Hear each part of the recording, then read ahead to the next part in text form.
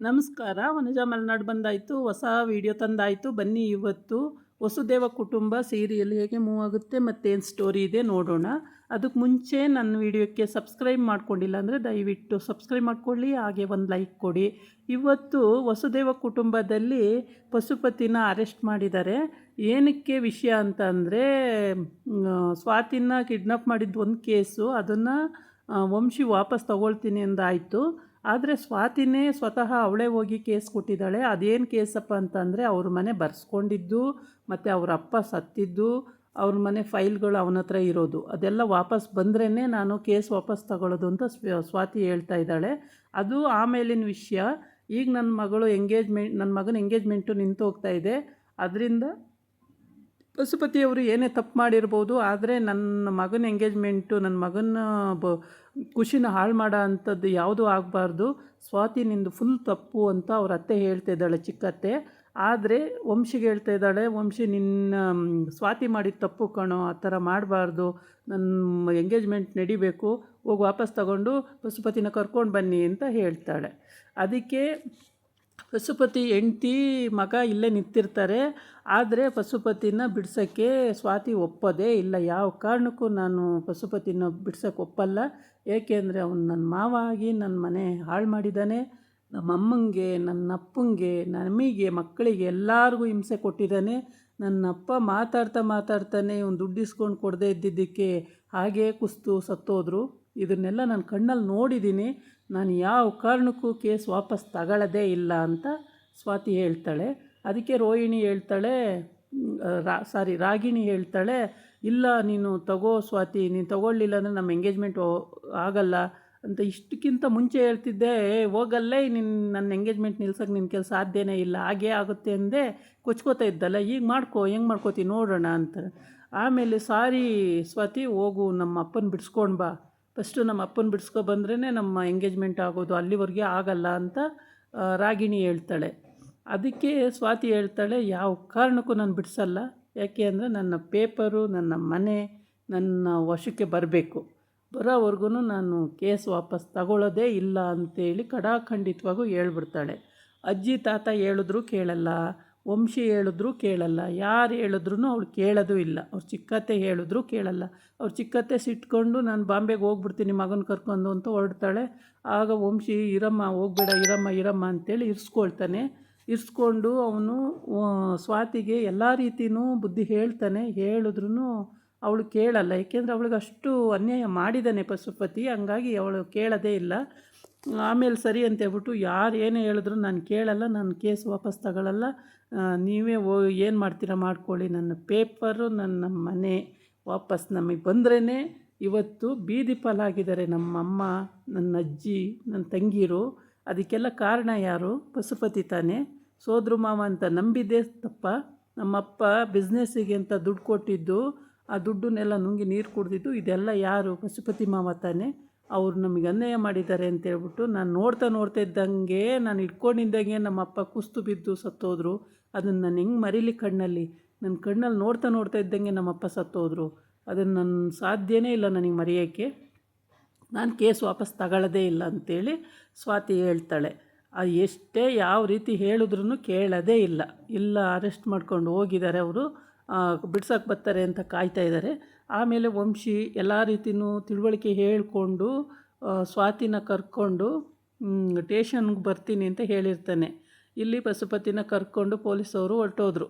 ಅಲ್ಲಿ ಟೇಷನಲ್ಲಿ ಕೂರಿಸ್ಕೊಂಡು ಎಲ್ಲ ರೀತಿ ವಿಚಾರಣೆ ಮಾಡ್ತಾರೆ. ಮತ್ತು ಸ್ವಾತಿನ ಯಾಕೆ ಕಿಡ್ನಾಪ್ ಮಾಡಿದೆ ಅಂತೆಲ್ಲ ಕೇಳ್ತಾರೆ. ಅದಕ್ಕೆಲ್ಲ ಆನ್ಸರ್ ತಗೋತಾರೆ.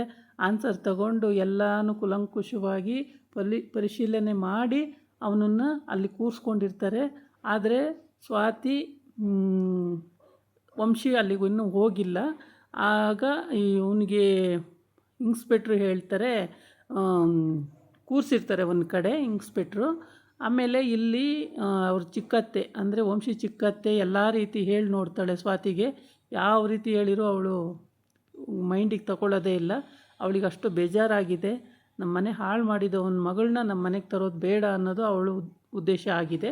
ಅದರ ಮಗ ಅಂದರೆ ಮೈದ, ವಂಶಿ ತಮ್ಮ, ಪ್ರೀತಿಸಿದನಲ್ಲ ಅನ್ನೋ ಒಂದೇ ಕಾರಣ ಇಟ್ಕೊಂಡು ಅವ್ರ ಅಪ್ಪ ಸತ್ತಿದ್ದು ಸ್ವಾತಿಗೆ ಭಾಳ ಬೇಜಾರಾಗಿರುತ್ತೆ. ಇವನ ಆಸ್ತಿ ಎಲ್ಲ ಬರ್ಸ್ಕೊಂಡು, ಮನೆ ಬರ್ಸ್ಕೊಂಡು, ಏನು ಇಲ್ದಿದ್ದಂಗೆ ಅವ್ರನ್ನ ಆಚೆ ಹಾಕಿದಾಗ ಭಾಳ ಬೇಜಾರಾಗಿರುತ್ತೆ ಅಲ್ವಾ? ಈ ಕಡೆ ಬಂದು ಇನ್ಸ್ಪೆಕ್ಟ್ರು ಕೂರಿಸ್ಕೊಂಡು ಅವನನ್ನು ವಿಚಾರಣೆ ಮಾಡ್ತಿದ್ದಾರೆ. ವಿಚಾರಣೆ ಮಾಡಿ ಅವನ ಪಕ್ಕ ಲಾಕ್ ಆಗಿರೋದ್ರಿಂದ ಅವನನ್ನು ಬಟ್ಟೆ ಬಿಚ್ಚು ಅಂತ ಹೇಳ್ತಾರೆ. ಬಿಚ್ಚಲ್ಲ ನಾನು, ಏನು ಹೇಳ್ತಾ ಇದೀಯ ನೀನು, ಬಟ್ಟೆ ಬಿಚ್ಚು ಅಂತೇಳಿ ಅಂತಾನೆ.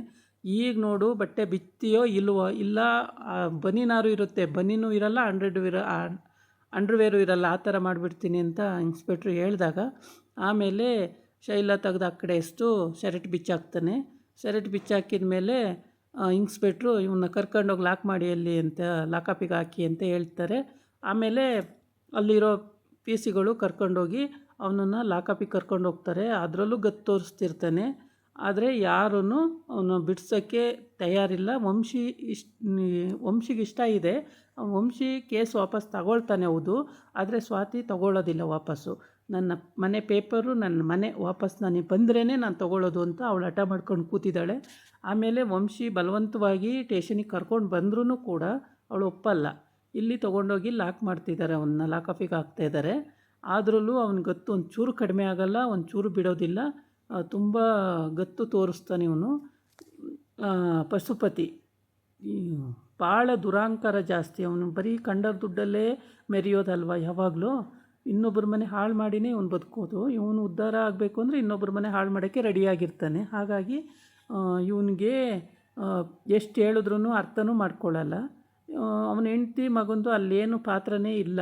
ಏಕೆಂದರೆ ಮಗಳು ಸ್ವಲ್ಪ ಕ್ರಿಮಿನಲ್ ಇದ್ದಾಳೆ ಅಪ್ಪನಂಗೆ. ಹಾಗಾಗಿ ಇಲ್ಲಿ ಕೇಳೋವಷ್ಟೆಲ್ಲ ಕೇಳಿ ಲಾಕಪ್ಗೆ ಹಾಕಾಯಿತು.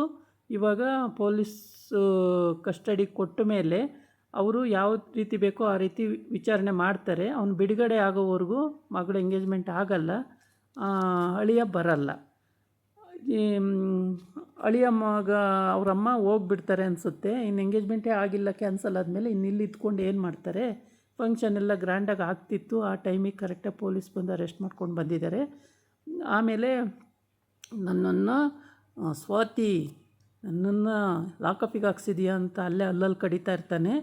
ಆವಾಗ ವಂಶಿ ಯೋಚನೆ ಮಾಡಿ ಸ್ವಾತಿಗೆ ಹೇಳ್ತಾನೆ, ಇದೊಂದು ಸಲ ಬಿಡಿಸ್ಬಿಡೋಣ ಸ್ವಾತಿ, ನೆಕ್ಸ್ಟ್ ಟೈಮು ಬುದ್ಧಿ ಹೇಳಿದ್ರೆ ಆಯಿತು ಅಂತ. ಅವಳು ಯಾವ ಕಾರಣಕ್ಕೂ ಸ್ವಾತಿ ಒಪ್ಪಲ್ಲ ಅದಕ್ಕೆ. ಇವನು ತುಂಬ ಯೋಚನೆ ಮಾಡ್ತಾನೆ, ಇಡೀ ದಿನ ಕೂತು ಯೋಚನೆ ಮಾಡ್ತಾನೆ. ಈ ಥರ ಅಂದರೆ ಅವಳಿಗೂ ಅವನ ಕಣ್ಣಾರೆ ನೋಡಿಬಿಟ್ಟಿದ್ದಾನೆ. ಸ್ವಾತಿನ ಕಿಡ್ನಾಪ್ ಮಾಡಿದ್ದು, ಅವನು ಕಷ್ಟಪಟ್ಟು ಹೊಡೆದಾಡಿ ಬಿಡಿಸ್ಕೊಂಡು ಬಂದಿದ್ದು, ಸ್ವಂತ ಸೋದರ ಮಾವ ಕೆಲಸ ಮಾಡಿದ್ದಾನೆ ಅಂದರೆ ಎಂಥವ್ರಿಗೂ ಬೇಜಾರಾಗುತ್ತೆ. ಅದರಲ್ಲೂ ಈ ಕಡೆ ತಮ್ಮನ ಎಂಗೇಜ್ಮೆಂಟು ಅನ್ನೋದೊಂದು, ಈ ಕಡೆ ಮಗ ಜೈಲಿಗೆ ಹೋದ ಅನ್ನೋದು ಅಜ್ಜಿಗೆ ಚಿಂತೆ. ಅಜ್ಜಿನೂ ಹೇಳಿ ನೋಡುತ್ತೆ ಸ್ವಾತಿಗೆ, ಆಗೋದಾಗೋಯ್ತು ಮಗಳೇ, ನೋಡು ಇದೊಂದು ಸಲ ಸ್ವಾತಿ, ಮುಂದುವರಿಯೋದು ಬೇಡ, ಹೋಗಿ ವಂಶಿನೂ ನೀನು ಬಿಡಿಸ್ಕೊಂಡು ಬನ್ನಿ ಅಂತ ಸ್ವಾತಿಗೆ ಹೇಳುತ್ತೆ. ಅಜ್ಜಿ ಆಗಲ್ಲ ಅಜ್ಜಿ, ಅದು ನನ್ನ ಮನೆ ಪೇಪರ್ ಬರಬೇಕು, ನಾನು ಒಪ್ಪಿಸಿ ಹಂಗಂತ ಮನೆ ಪೇಪರು ಮತ್ತು ನನ್ನ ಮನೆ ವಾಪಸ್ ಬರೋವರೆಗೂ, ನಮ್ಮ ಅಮ್ಮಂಗೆ ಅದು ಆಧಾರವಾಗಿ ಕೊಡೋವರೆಗೂ ನಾನು ಯಾವ ಕಾರಣಕ್ಕೂ ವಾಪಸ್ ತಗೊಳ್ಳೋದೇ ಇಲ್ಲ ಅಂತ ಅವಳು ಖಡಾಖಂಡಿತವಾಗಿ ಹೇಳ್ತಾ ಇದ್ದಾಳೆ. ಹಂಗೆ ಹೇಳ್ಕೊಂಡು ಅವಳು ಮೇಲೆ ಹತ್ತೋಗ್ತಾಳೆ.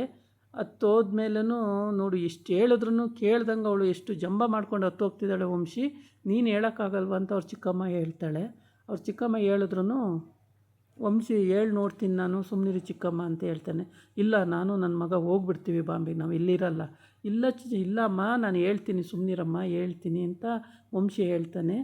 ಆದರೆ ಸ್ವಾತಿಗೆ ಭಾಳ ಬೇಜಾರಾಗಿರುತ್ತೆ. ಅವಳು ಮೇಲೋಗಿ ರೂಮಲ್ಲಿ ಅಳ್ತಾ ಕೂತ್ಕೊತಾಳೆ. ಹೌದು, ಅಲ್ಲೂ ಸಂಬಂಧ ಇದೆ, ಇಲ್ಲೂ ಸಂಬಂಧ ಇದೆ, ಆದರೆ ಈ ರೀತಿ ಆಗುತ್ತೆ ಅಂತ ಯಾರೂ ಕನ್ಸಲ್ಲಿ ಕಂಡಿರಲ್ಲ. ಅವರ ಅಪ್ಪ ಪಾಪ ಮಕ್ಕಳೆಲ್ಲ ಚಿಕ್ಕವರಿರುವಾಗಲೇ ಆ ಥರ ಮೋಸ ಮಾಡ್ದಾನ ಒಂದು ಕಾರಣ ಇಟ್ಕೊಂಡು ನಮ್ಮಪ್ಪ ಹಾರ್ಟ್ ಅಟ್ಯಾಕಾಗಿ ಅಲ್ಲೇ ಹೋಗಿಬಿಟ್ರು. ಇದು ಸಹಿಸ್ಕೊಳ್ಳಾರ್ದಂಥ ವಿಷಯ ಆಗಿರೋದ್ರಿಂದ ಇಲ್ಲಿ ನೋಡಿ ನಿಮ್ಮ ಮೊಮ್ಮಗಳು ಎಂಥ ಕೆಲಸ ಮಾಡಿದ್ಲು ಅಂತ ಅವ್ರ ಅತ್ತೆಗೆ ಹೇಳ್ತಾ ಇರ್ತಾಳೆ. ಅದಕ್ಕೆ ಅವ್ರ ಅತ್ತೆ ಹೇಳ್ತಾರೆ, ಏನು ಮಾಡೋದು, ಪಶುಪತಿ ಈ ಥರ ಮಾಡಿಬಿಟ್ಟಿದ್ದಾನೆ, ಅವಳಿಗೂ ಬೇಜಾರಾಗಿದೆ ಹಾಗೆ ಅಂತ. ಪಶುಪತಿ ಮಾಡಿದ್ದಕ್ಕೆ ಅದಕ್ಕೆ ಬೇರೆ ರೀತಿ ಹೇಳ್ಬೋದಿತ್ತು.